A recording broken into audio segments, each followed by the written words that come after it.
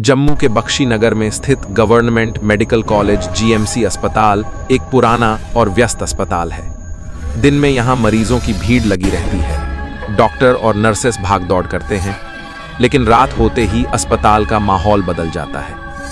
खासकर वो हिस्सा जो सबसे ज्यादा डरावना माना जाता है। कई साल पहले की बात है। अस्पताल में एक स्टाफ मेंबर था, नाम था रामेश्वर। वो मोर्ट्यूरी में काम करता था, लाशों को संभालना, पोस्टमार्टम के लिए तैयार करना, रात की ड्यूटी पर रहना।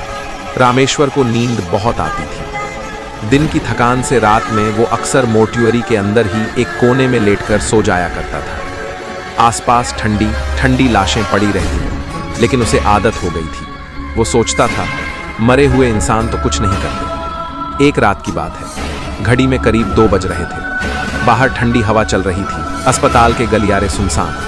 रामेश्वर फिर से थककर मोर्ट्यूरी में लेट गया। अचानक उसे लगा जैसे कोई उसे देख रहा हो। उसने आंखें खोली, लेकिन कुछ नहीं दिखा, सिर्फ सन्नाटा और लाशों की ठंडक। वो फिर सो गया। तभी टाक, एक जोरदार थप्पड़ उसके गाल पर पड़ा। इतना जोर